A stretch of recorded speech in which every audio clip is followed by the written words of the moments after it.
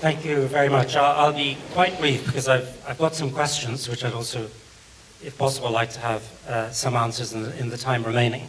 I would just like to begin by thanking Anastasia and the whole team for a really stupendously interesting event. It's been an absolute eye-opener for me. I've gained, I think, priceless insight into the complex nature of Ukrainian society and of the politics. And I'll do my best to try and convey that in my activities for the future. I'm not going to answer the exam question precisely, which was to say what the Ukrainians don't understand about Europe, for two reasons. First of all, because there is in fact no Europe to understand, because you know, we've got so many different factors in play. We've got the UK, we've got the Nordics, in some ways quite closely associated with the UK, you've got Germany, and then you've got the whole Club Med, and all of them have a very different view of how this is to be, the problem of Russian imperialism is to be dealt with. But secondly also because in some ways you understand, I'm afraid, Europe very well. You, as I've heard, you understand that the Europeans will help you, they're helping you in some ways more and more, but they will never help you enough, I think, to win the war. In a way that would be satisfactory. And there's not much to be said for President Donald Trump, but I think one thing he has been, in some way, has been honest towards the Ukrainians, in the sense of not promising something that he does not deliver. What I want to do instead is to just offer some reflection and ask some questions. I was very, very interested in what was said about the tension that emerged really between the military speakers who spoke about Ukraine after the end of the war having to remain, in many respects, a militarized society. And one can see why that would be the case, given the environment you live in.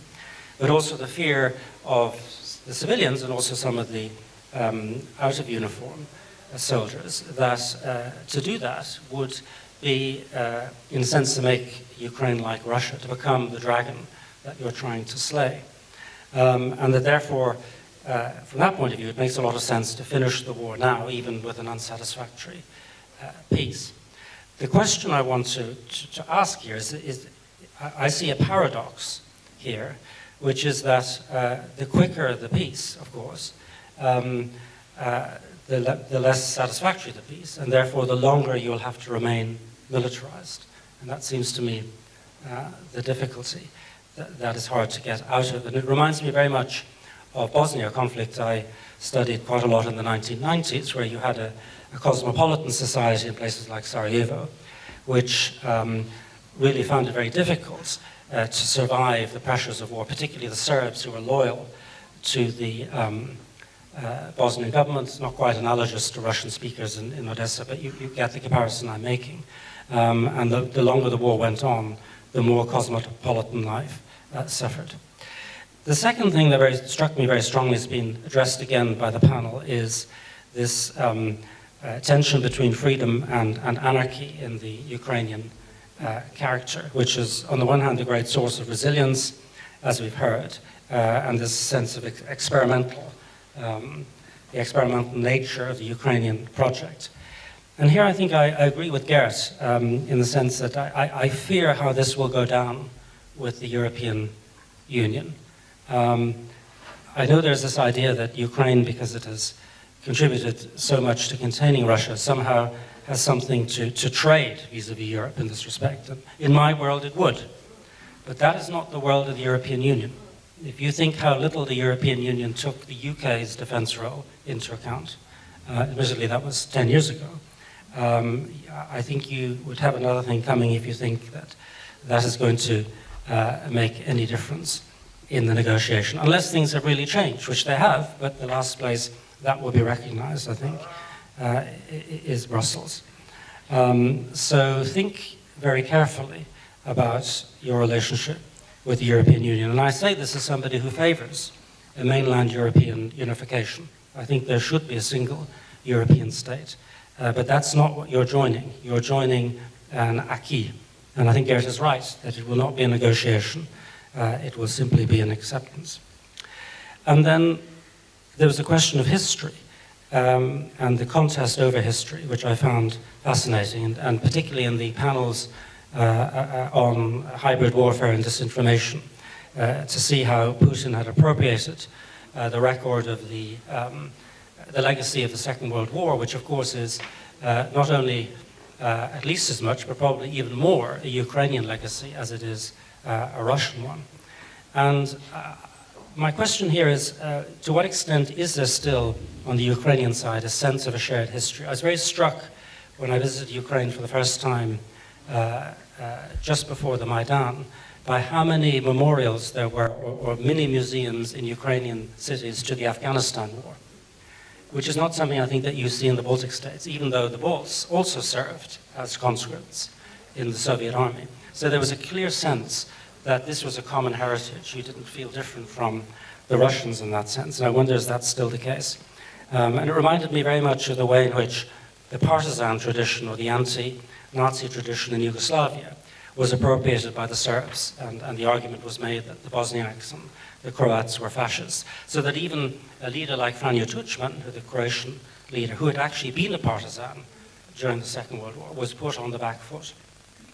And lastly, final question is, I've heard so much in the last 2 days, which surprised me, and I think I gathered also from what was being said that a lot of this hasn't so far been talked about so much in public in Ukraine. And I just wondered, is there anything else that I haven't heard? Is there anything that has been left unsaid?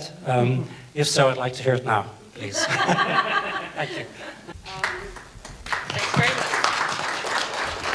Brenda, you are an extremely Cambridge person. You did very well answering the exam questions and asked the exam very fast. It's impeccable. So we now at time, we'll take 25-30 minutes for 30, до получаса давайте.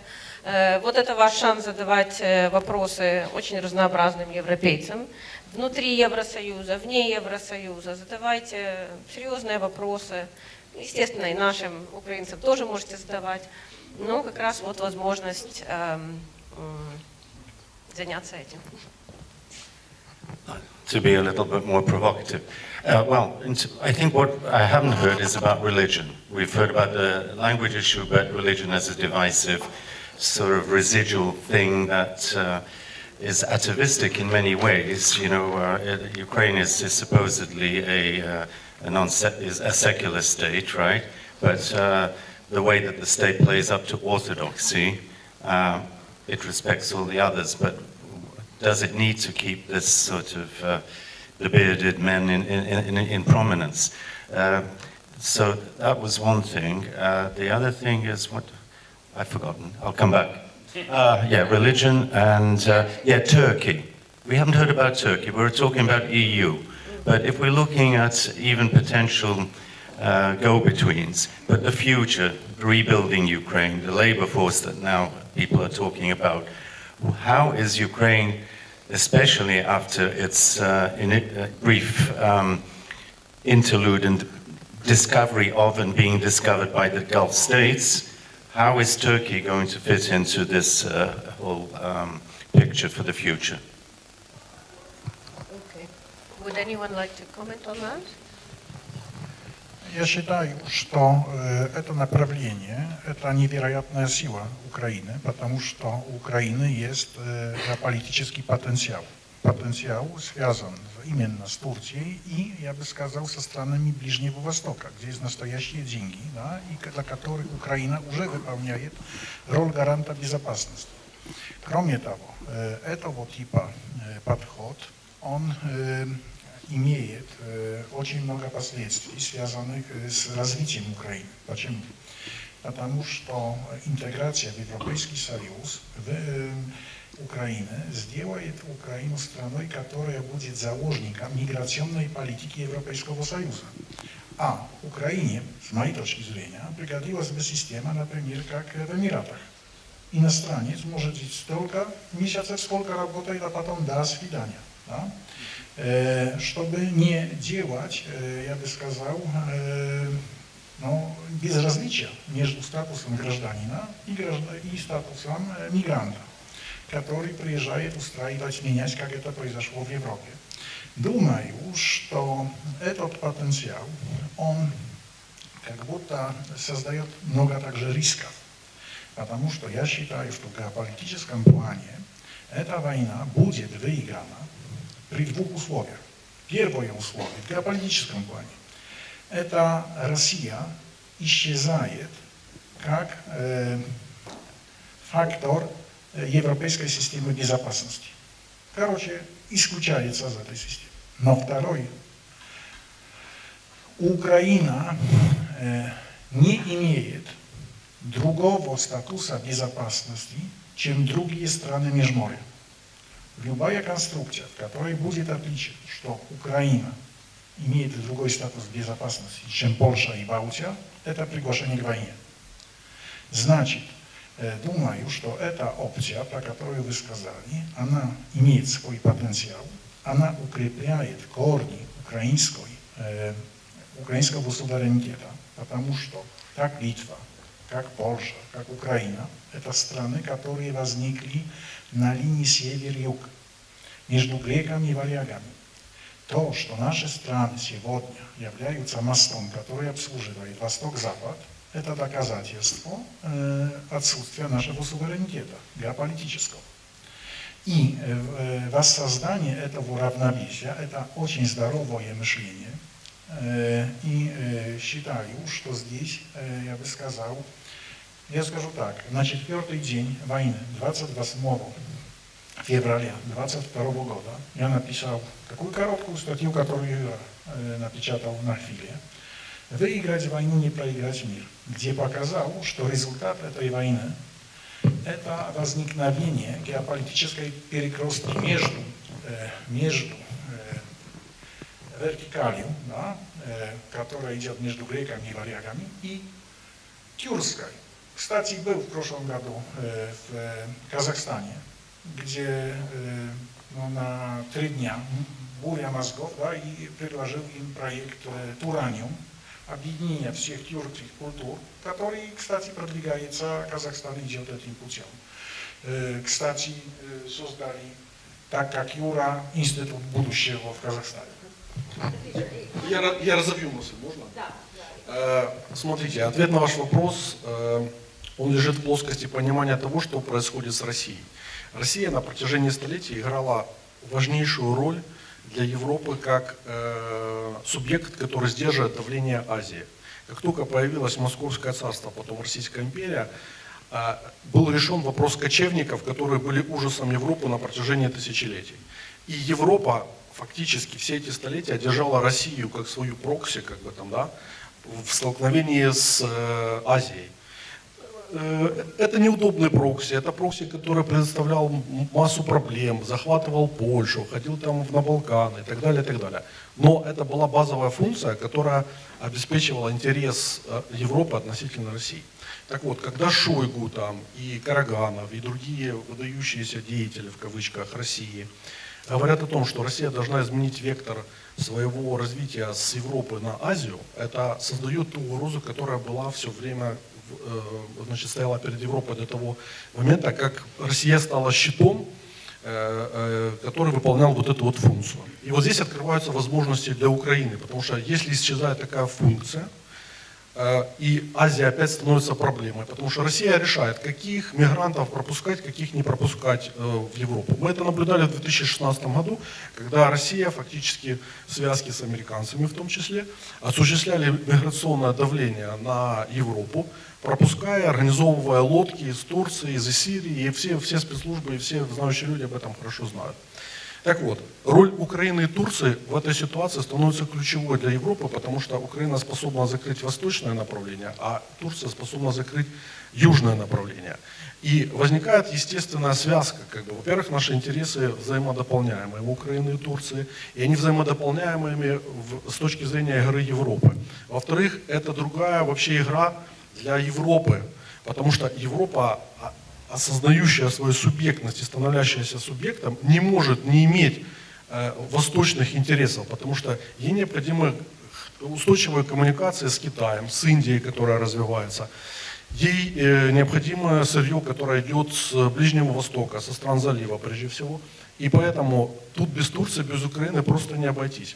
Поэтому возникает интересная конструкция, могут возникнуть, точнее говоря, в таких условиях возникают перспективы для реализации новых геополитических конструктов. Я, например, давно искренне считаю, что нам необходимо двигаться в сторону Турции и создания Черноморского союза, если Европа боится нас там к себе принимать, или по каким-то причинам ограничивает интеграцию Украины в структуру Европейского Союза, будущее которого не ясно, потому что мы все прекрасно понимаем, что Европа в нынешнем виде не сохранится, она будет каким-то образом переформатирована, фрагментирована, но что-то такое с ней произойдет. Так вот, необходимо решить вопрос новых геополитических, геоэкономических конструктов. И Турция со своим большим весом, страны Кавказа, страны Центральной Азии становятся естественным вектором внимания нашего, куда нужно двигаться. Потому что в любом случае нам всем будет интересен Китай, нам всем и Европе в том числе необходима альтернативная вот эта модель шелкового пути, который Си Цзиньпин развивает, но там есть два направления. Один через Россию, другой через Центральную Азию, через Турцию. И это направление нужно усиливать. Таким образом, это время поистине огромных возможностей возникает. То, что казалось вчера невозможным, становится возможным, потому что уход США из Европы, он создает просто сюжетные линии, о которых раньше мы не могли мечтать. Эти сюжетные линии порождают угрозы, как я уже сказал в первой своей части, в том случае, если ты не реагируешь на это, если ты сидишь и думаешь, что дальше будет все работать, а как оно работало, когда весь этот мир уже все, он исчез. Можно еще? Пожалуйста, Юра, кто-то вперед, потому что... Просто еще дополнение. Смотрите, до сих пор присутствие Соединенные Штаты не хотят уходить из Европы. Они хотят разделить Европу и приобрести более удобную форму присутствия в Европе. Та форма, в которой они до сих пор были, ориентация на Германию, оказалась неэффективной, потому что Германия работала с Россией, и в принципе сфинансировала Путину войну против Центральной Европы. Короче, они действовали по доктрине Спайкмана. Классический Маккиндер, самый эффективный способ присутствия Соединенных Штатов в Европе, это союз со Скандинавией, с Балтией, с Польшей, с Украиной, который выстраивает стену, которая не дает сливаться старой Европе с Китаем. С другой стороны, этим странам не надо их коррумпировать, чтобы не входили в союзы с Москвой. Потому что для них союзы с Москвой – это смерть. Правда? Все это понимают. И таким образом, тот вариант, который вы нарисовали, если представляем себе ситуацию, о которой говорил, что в Западной Европе, например, в Германии приходит к власти АФД, во Франции Ле Пен, Европа разваливается, потому что безопасность будет перед экономикой. Тогда возникают условия для, скажем, Балтийско-Черноморского союза, и это будет главная ось, я бы сказал, восстановления Европы. Very quickly on your first question about religion. Yes, of course, on the paper, Ukraine is secular state. State should not intervene into religious affairs and vice versa. In practice, we observe the opposite, and I understand to which event you refer to, and it was criticized a lot because in Europe it was a criticism from the Council of Europe Commissioner, from US State Department, because again, if you believe that there are members or higher level officials in the congregations who committed serious crimes, yes, against the state security, you should prosecute them in criminal proceedings and not to close the whole congregation itself. But this is a separate issue, and I'm sure we will be able to, overcome this. I believe that more and more Ukraine will separate as a state, will separate and will broke these ties with the church. Why I believe this?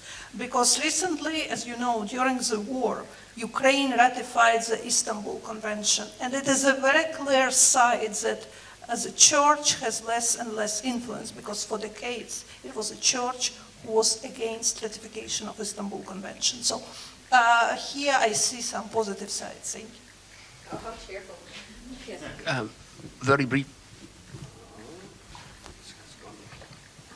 Very briefly, on 2 points. First, Turkey. Yes, Ukraine has been very good at diversifying its relations. Turkey, now the Gulf region, excellent, but Turkey can never be an alternative to Europe, to its relations with Europe. And certainly Turkey can never be a role model for the future of Ukraine. Ms. Moria, I've touched upon it already yesterday, but well, at the moment this year, Estonia is the chairman of Nordic-Baltic cooperation, the 3 Baltic countries and 5 Nordic countries.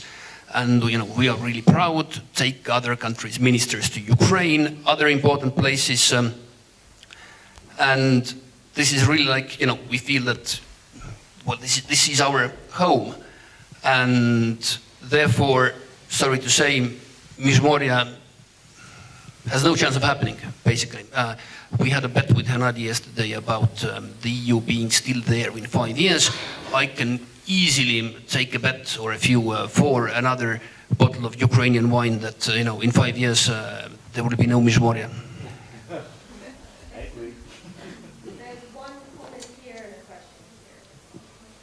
Дякую. Хочу зараз, подякувати особливо керівнику формату форуму, організаторам, учасникам за цей наданий для всіх формат. Це свято, вони навіть, знаєте, як дуже відповідальне і важливе для всіх нас, бо сьогодні ми отримали конкретні шаги до миру, кроки. Дякую всім.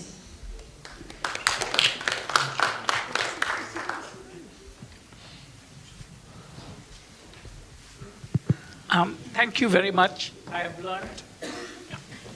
have learned a lot from all of you, but I want to put to you my interpretation of what you've been saying, because maybe the conclusion that I might draw is different from you, from all of you. So we've concluded, you said that, especially Gennady, you said that 10-11% whatever of territory, obviously that means 90% of territory stays. There has been depopulation because about migration. That is, of course, circular. It can come back.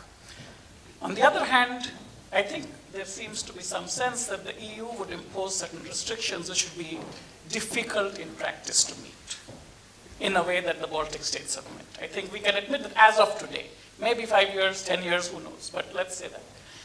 And we know that Ukraine has expanded its ties with Turkey, with the Persian Gulf, and so on. And there is no reason why it cannot have relations elsewhere with China and India and so on its independent basis.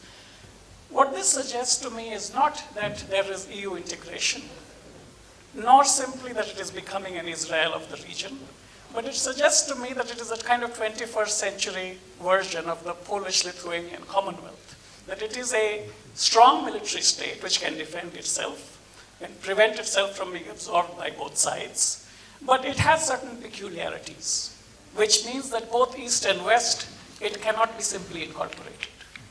And I wonder, when it comes to the question of corruption, I suppose what we are saying is that we want it to be very democratic. We want it to be very decentralized and democratic, because that means that there will be some mutuality, which people can work together in society, and that would weaken central authority.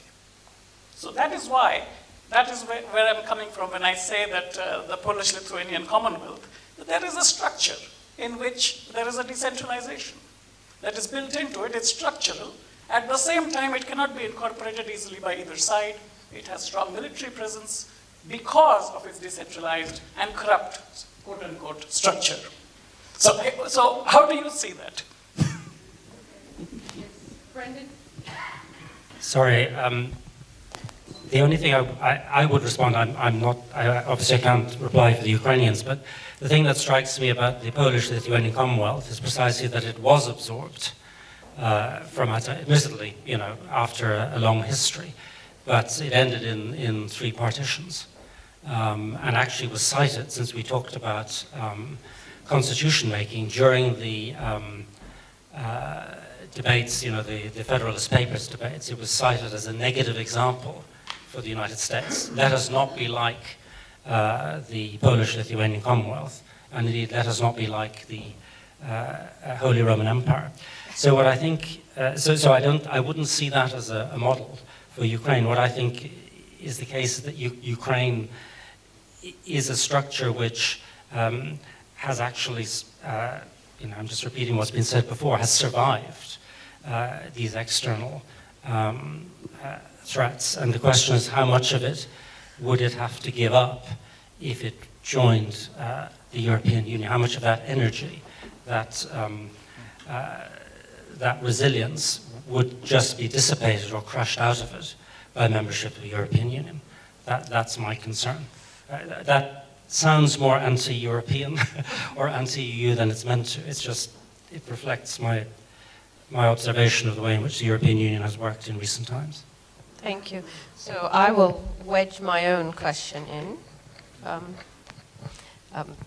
And my question is really to the European voices here.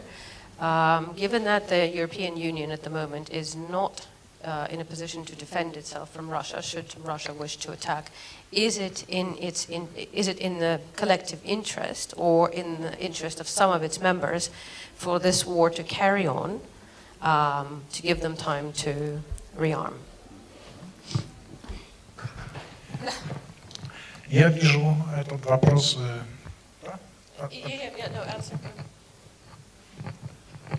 Я вижу этот вопрос таким образом, что на самом деле трагедия Европейского Союза заключается в том, что он существует в рамках, которые не отражают структуры насилия.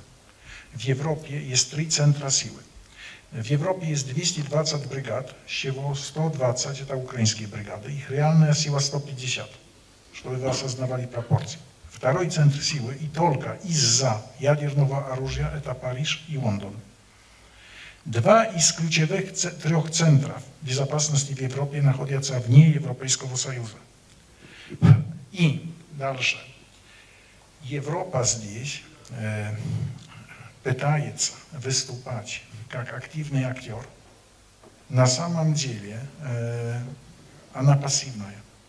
Она дополнительный вес, который поддерживает Украину. Видели, когда Трамп пытался за счет суверенитета Украины, потому что слабость Соединенных Штатов проявляется в том, что они не в состоянии установить порядка на своих условиях. Значит, должны чем-то заплатить. И Трамп пришел к выводу, что можно доплатить русским, да, суверенитетом Центральной Европы. Центральной Европы, не только Украины. Любые ограничения суверенитета Украины, которые будут. Территориальные, количество и качество армии, что угодно. Статус языка, что угодно. Будет касаться всех стран Балтии, Польши. Потому что мы являемся единым геополитическим пространством. Если будет запрет иностранных войск в Украине, будет также в Польше, Балтии и так далее, и так далее. Вот. Ну, конечно, здесь сейчас ключевой момент – это ракетные программы Украины, то, что видели, удары, которые идут, да, через внешнее давление, также, которое проявляется, ну, посмотрите, сколько хейта пролилось, да, на фирму за то, что посмела создать крылатую ракету, за то, что баллистику создала, за то, что проект Фрея и так далее. Я очень близко этого, клянусь вам на жизнь собственных детей, что не видел в Украине ничего более честного, более порядочного, более патриотического, чем фирма Firepoint. Клянусь вам на свою жизнь своих детей. Понимаете? Говорю вам как аудитор Высшей палаты контроля Польши. Не видел. Кстати, Денис Штиллерман, он одессит, его мама живет в Одессе. Смотрите, это великие вещи. И здесь, я бы сказал, позиция Европы, то, что Европе выгодно, невыгодно. Нету Европы. Это миф.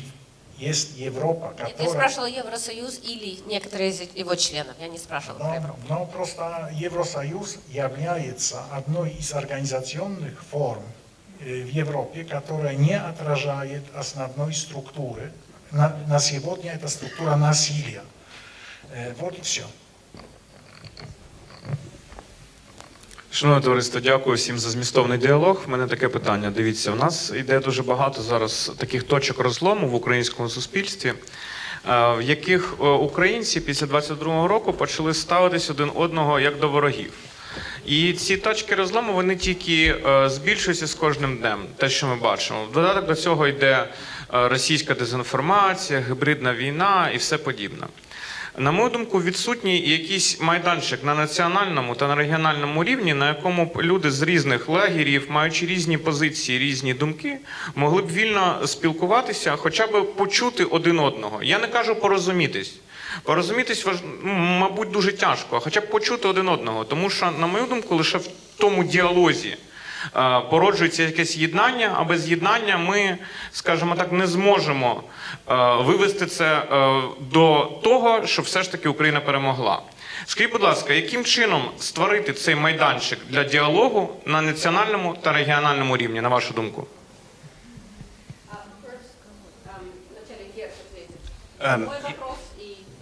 To give colleagues some time to think about answers to that question, but Anastasia, your question was, of course, extremely important, and I mean, very morally important as well.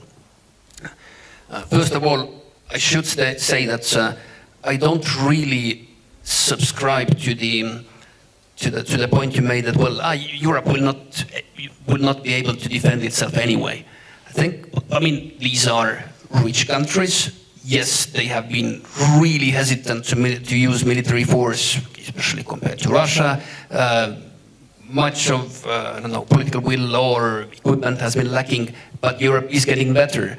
And if we talk about individual countries, well, looking from my region, only the accession of Finland and Sweden to NATO already increased the military might of NATO quite a bit. And there are so many other European serious countries around as well. But the question itself, whether anyone wants Ukraine to keep fighting just to prepare, I mean, that would be utterly immoral. I mean, I don't think it's really doable. We know very well in Estonia that as long as Ukraine fights, there are literally nearly no Russian soldiers across the Estonian border. In Pskov, elsewhere, that is all very true. But this doesn't mean that we don't want the war to end, the suffering of the Ukrainians to end. I mean, all those air raids in Odessa and elsewhere. So,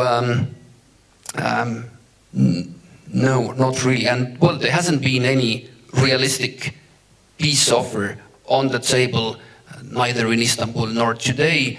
So there hasn't been a moment really where we would tell Ukraine to keep on fighting as long as as soon as it can be over. I mean, we will all be very happy. I mean, it also costs us money, energy, everything to support Ukraine. We do it willingly, but still, if there would be no war, the world would be so much better for us as well.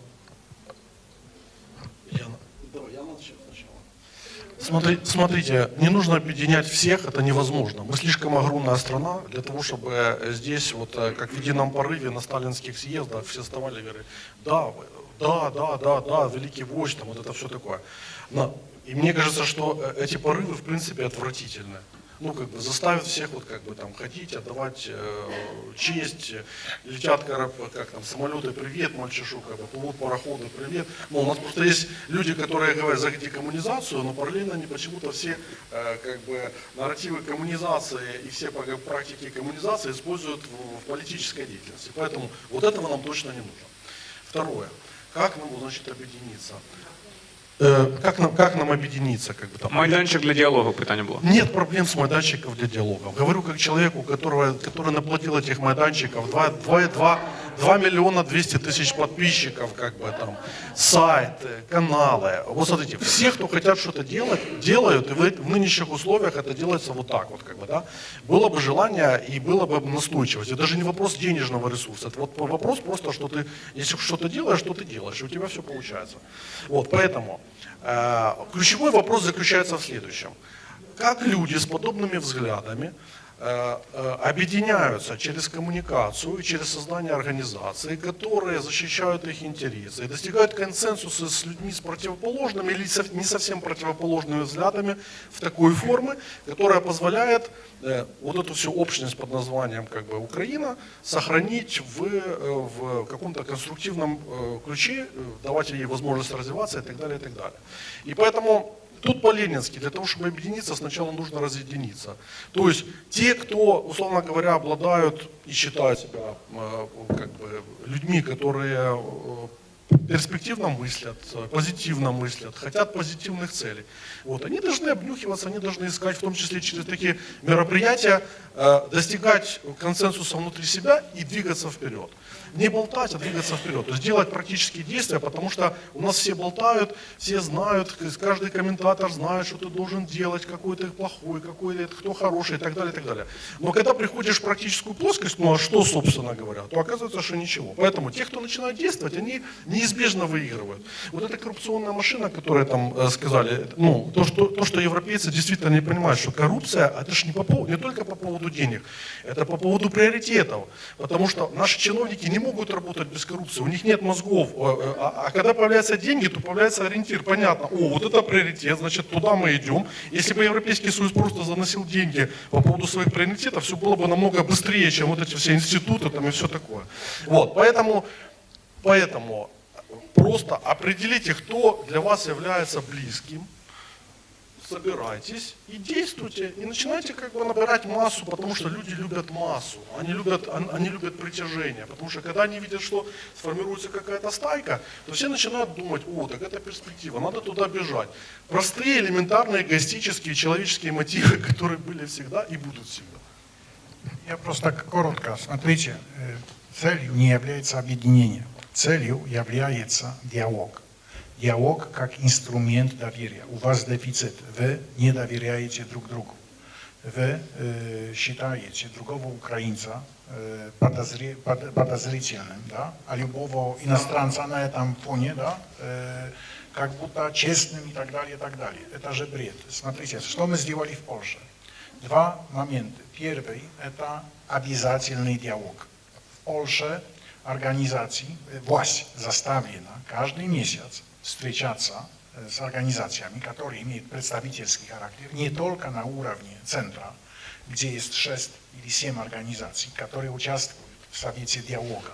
И это их право и обязательство власти, а не наоборот. Там власть является равноценным партнером, обязанным вести этот диалог, предоставлять информацию, регулировать.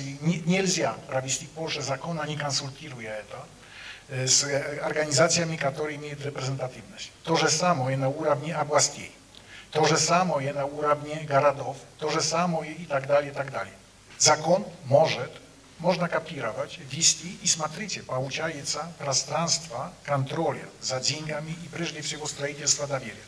Второй инструмент – это закон, при котором я работал, который был с успехом внедрен, чтобы граждане могли 1% своего налога отправлять на любую гражданскую организацию. Этот 1% это немного с точки зрения бюджета, но он дает возможность финансирования, которое не будет просто иностранной подачкой.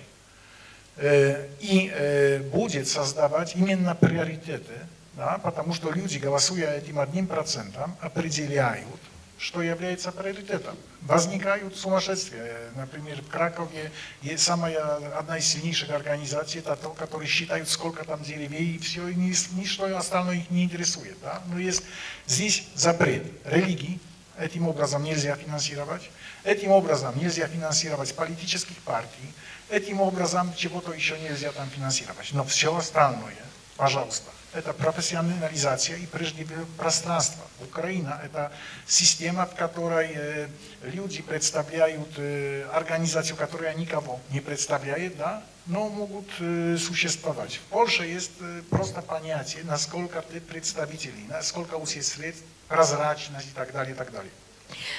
Я хочу еще прокомментировать тут вопрос про майданчики.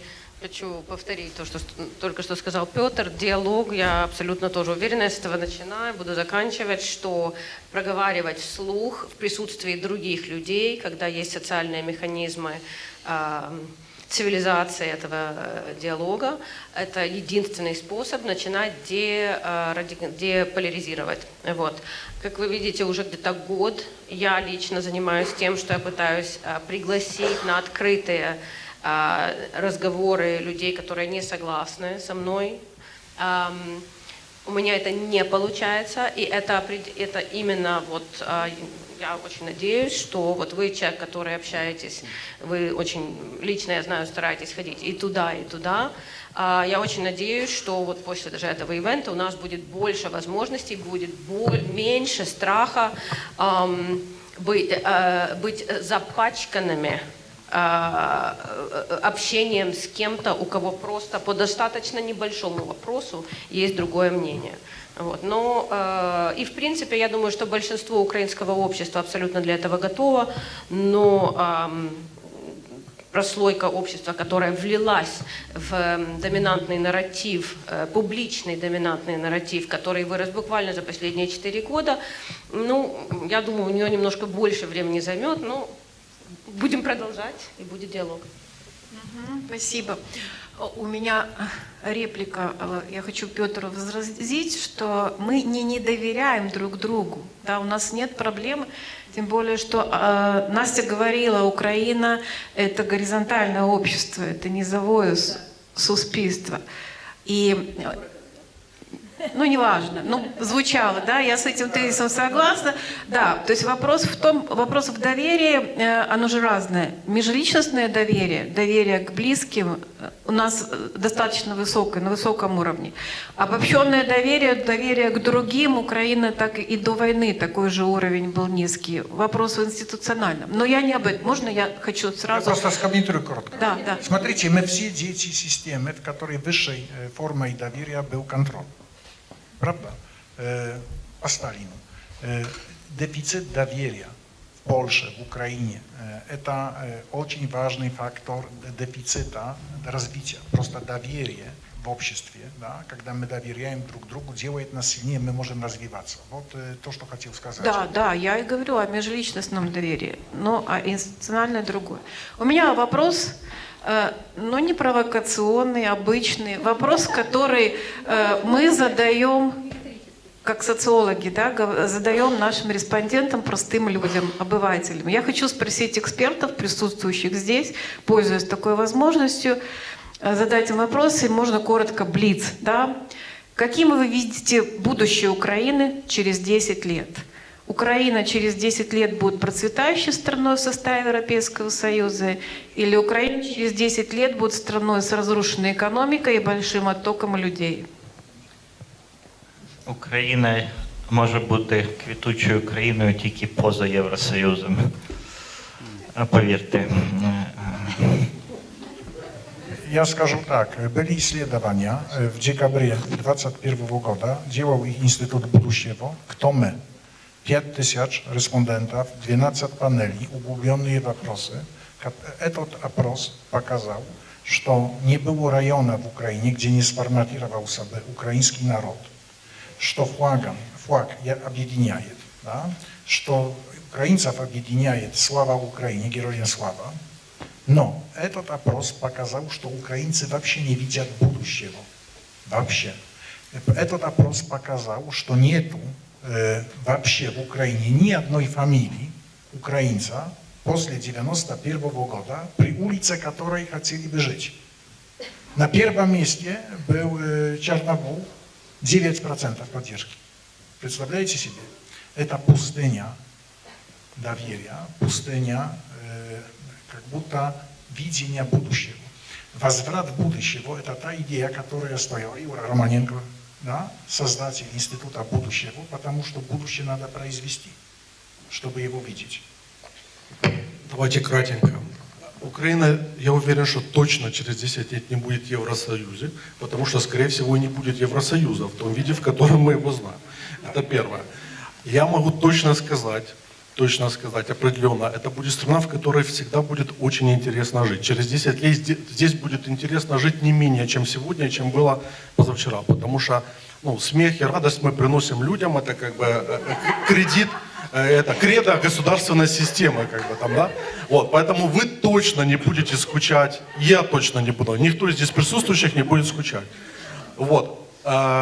Причем, что парадоксально, это будет независимо от того, будет Украина процветающая или она будет лежать в развалинах. Потому что и в том, и в другом случае будет веселье.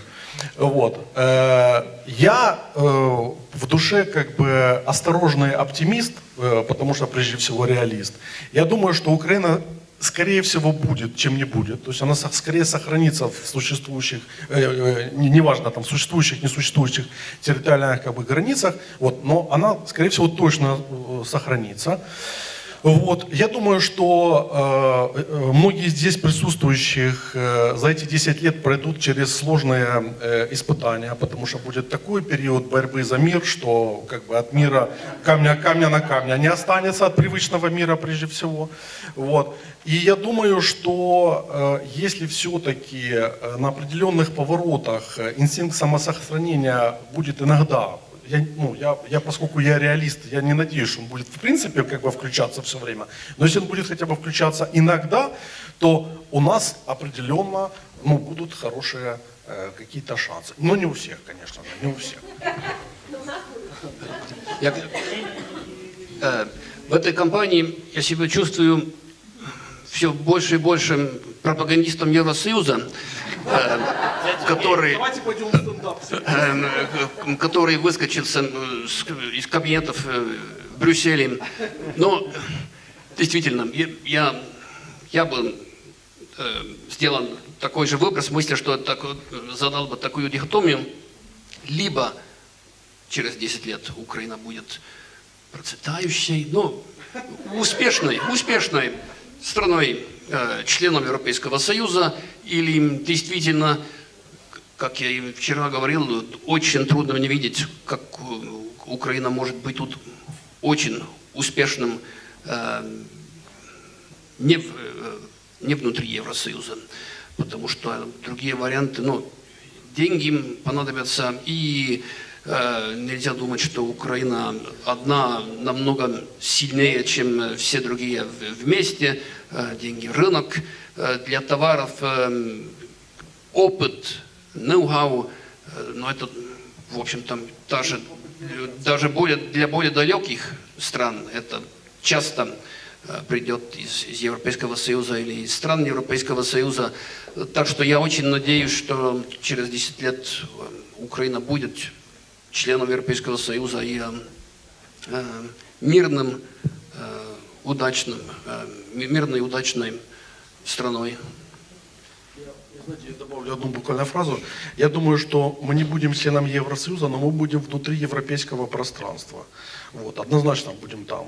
Как Норвегия там, или какие-то другие страны, которые не внутри ЕС. Вот будет скорее что-то такое. Ясно. Я просто люблю Євросоюз і дуже за нього непокоюсь, якщо Україна туди увійде.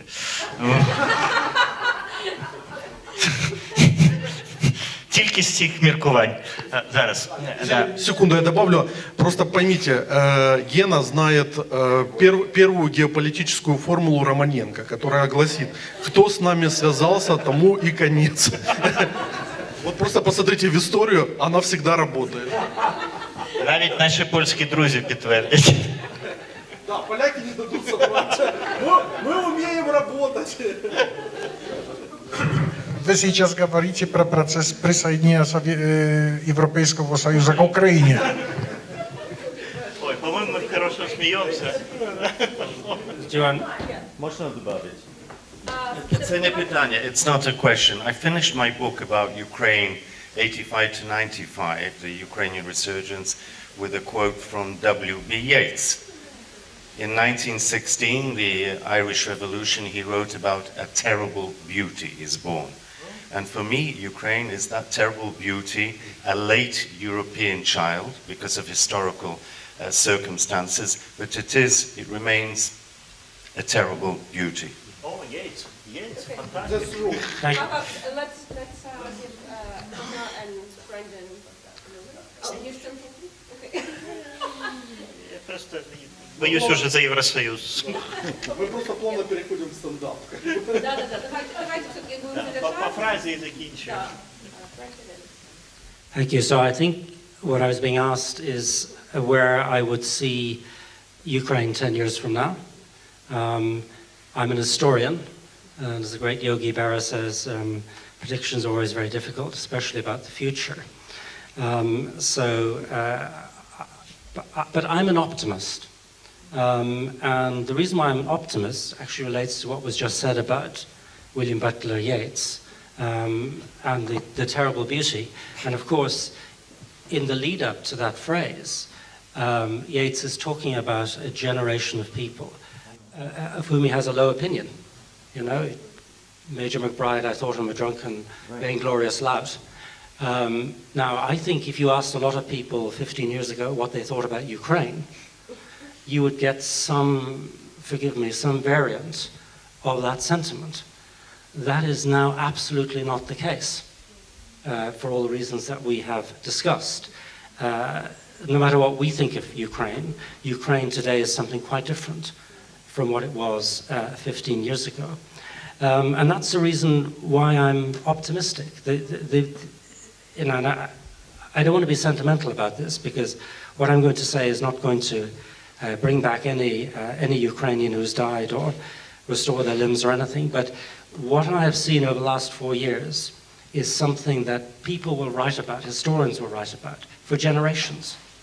We will be studying this. We will be looking at this from every angle. It is something really quite remarkable. So when I come to the European Union, if it is your wish to join the European Union, and they let you in, then I wish that for you with all my heart. The only thing I would say is that the European Union brings constraints. So if you think of the great edge you have gained in areas of drones and other technology, everything to do with the use of AI, for instance, all of that is regulated by the European Union in a way that would have been quite impossible for you to have achieved what you have achieved, admittedly with some Anglo-American help. So you will be entering a different economic ordering system, which has its advantages, but also, as I say, its disadvantages. And the final point I'd like to make is about the nature of the European project, historically, culturally. So it's very common in mainland Europe to see the European Union as the apogee of civilizational achievement. And I can understand that. I'm an historian of Germany. I know what happened, like all the rest of you know, in continental Europe. But we have to realize that the European Union was designed to fix something that was profoundly broken in mainland Europe. That's one of the reasons why, for the UK, the European Union had that much less purchase. So I wasn't particularly in favor of leaving the European Union, but I could see that the European Union did not do for the UK something that it did for the rest of Europe. It was a way of mobilizing, of corralling all of those bits which otherwise previously did not cohere, elements which, like our friends the Estonians, do cohere, but are simply too small to survive separately. That was not true of the UK, but more importantly, this is what I want to end with, I don't think it's necessarily true for yourselves either. You now do not necessarily need the European Union to survive. Maybe they need you, perhaps they don't realize that. but you are actually good enough and big enough and perhaps crazy enough to go it alone. So that is worth thinking about. You may have no choice. Thank you.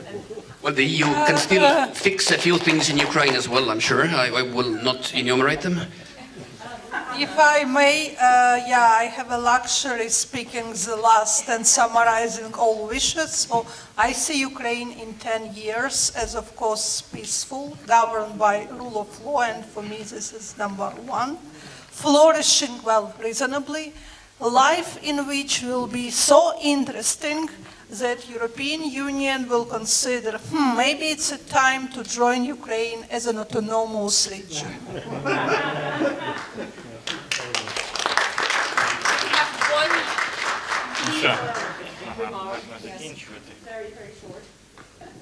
Шановне панство, тут звучали дуже такі потужні слова. Чи візьме Європа Україну до себе, чи ні? Були такі невеликі дебати. Я сказав, чи візьме Україна Європу. Да. А я вам скажу так, українці – це дуже мужні і талановиті люди. І це факт, це доказано вже. Ви збільшіть Україні фінансову допомогу, щоб її не розкрадали, да? Технічну допомогу. Ну і в найближчий час ви самі будете проситися вступити до України. Можна, так? Ну, я обіцяю, що сьогодні це, принаймні, в мікрофон. Останній спіч. Ну, по-перше, я хочу ще раз вчергово щиро подякувати тендітній, розумній, чарівній пані за її неймовірну сміливість. Ми не в усьому погоджуємось. Колись мене Настя попросила підписати тут декларацію про збереження пам'яток Одеси. І я, в принципі, підтримував цю логіку. Я сказав, як киянин, одесіти мають про це вирішувати. Тобто це мені неправильно в цей кейс. Але насправді її голос дуже потрібен, щоб Україна зберіглася як поліфонія, за що я її особисто люблю. І те, що сьогодні 2 дні ми тут звучали, що тут не відбулася мобілізація, що я так і не зустрів жодного контрика, говорить, що в нас все не так погано, як ми іноді здається. І добре, і це наша величезна перевага, бо свободи слова в Україні, принаймні з середини 90-х, завжди було краще, ніж в Росії. А свобода слова, freedom of speech – це наріжний камінь будь-яких свобод. Теж правда. У нас були проблеми зі свободою слова у Савіка Шустера, таке. Да. Але дивіться, я про що скажу. От ми, українці, маємо таку спокусу, у нас щось вийшло, ми дуже швидко загорілися і швидко потухли хмиз. Мій друг Женя Уткін, його іноді українським білим гестом називають, говорить, що біда цієї країни, трагедія, що все коротке. Плани, гроші, стратегії, стратегії як таких нема. Тобто ми геніальні тактики, напевно, тому що обрали Зеленського, він такий чоловік-радар. І треба вчитись довгій волі і стратегії, бо без неї нічого не буває. І в цьому плані, звичайно, Європа – це прекрасний урок. Їм вдалося 70 років втримати цю інституцію. Тому я всіх попрошу. По-перше, велика дяка за цей майданчик, за ці жваві розмови, за ці емоції, за ці жарти. Але пам'ятайте, що все починається зі слова, але якщо все закінчується словом, ми програємо. В Російській імперії, і Одеса це знає як ніхто, мабуть, як перші 15 років ХХ століття все квіло, просто буяло, тут більшість домів прекрасних. Була неймовірна культура, були неймовірні діалоги, була балет, який покоряв Європу, був Малевич, був Кандінський. А потім прийшли більшовики, які непогано читали, і всіх розігнали. Так от, коли слово закінчується тільки словом, це недостатньо для того, щоб Україна стала квітучою країною, в яку черги на в'їзд будуть набагато більше, ніж черги на виїзд. От я скажу, що ми перемогли, коли через румунський, польський, молдовський кордон народ перепливатиме Тісу, щоб потрапити в Україну. Так що дякую за відверту, щиру розмову і дуже запрошую всіх точно не залишатися на ній. Нехай кожен винесе те, що Юра сказав, дуже правильно. якийсь знайде себе через цей діалог і почне робити. Я юрист, який книжник, і, сподіваюся, не фарисей, раптом прийняв 12 років тому виклик організувати медиків, і дивним чином зараз у нас 110 тисяч пацієнтів на фронті. Не знаю, як це вийшло, для мене це чудо. Тому дерзайте. Дерзайте і не зупиняйтесь на словах. Без слів нічого не буде, але і тільки зі словами теж нічого не трапиться. Okay, so, Першосвященники пряма дорога вже після книжників. Від книжного до духовного. Так, я вас поздравляю, вы здесь все еще живые. You're still alive, which is a good score. We are going to go eat soon, but just to echo what Gennady just said, it's really hard. It's been really hard. Cosmopolis has been around for almost 2 years now. It's been really hard to get people to talk openly, frankly, honestly, to start reflecting, to say what we say in our kitchens in whispers, to say what we say extremely rudely and divisively online, to say it in a civil manner, to disagree as we have, and to still go and have a drink. So that in itself, so words are fine. I mean, that in itself, I think, is a huge achievement. And I think even in the course of the 2 days, we've seen that we started with a lot of hedging of our bets, and people opened up further and further, and things became more interesting and more fun. So that in itself, in just 2 days, is a fantastic achievement. But now this is just the beginning. We're going to have recordings of these conversations in every format, long, medium, tiny. Please distribute them, and I will harass all of you to think with me about how to write policy papers, create further meetings, extend our networks of people who are in Europe, who are very interested in flourishing, successful Ukraine, to help us put together more focused meetings. This is a sort of a taster. Yes, and the religion panel was also being planned, but then it just force majeure, and it didn't happen. But each one of these panels is worthy of a week's discussion. I want to organize focused meetings with people who are involved in decision-making processes, people from different spheres, people in the media, people in government, diplomatic, analytical circles. That will focus on each one of these issues, and it will be a start of a series of conversations, which will also end up in papers.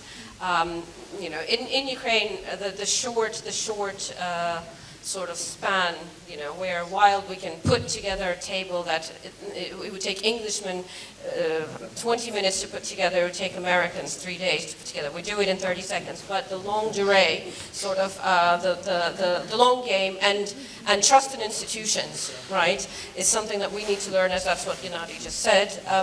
So we're hoping to get people from Ukraine who will be willing to join us in dialogues, people from Europe who help us build steady, longer-term institutional processes and conversations that will actually get a process that's been delayed by a fear of damaging Ukraine for being honest with our European partners. I was part of that game for about a year and a half. But that kind of folklore that's being passed off as analysis is now starting to do damage, and it's time to get honest and to get real and to think about the future. So thank you, all of you. Thank you for being here. Let's do it again.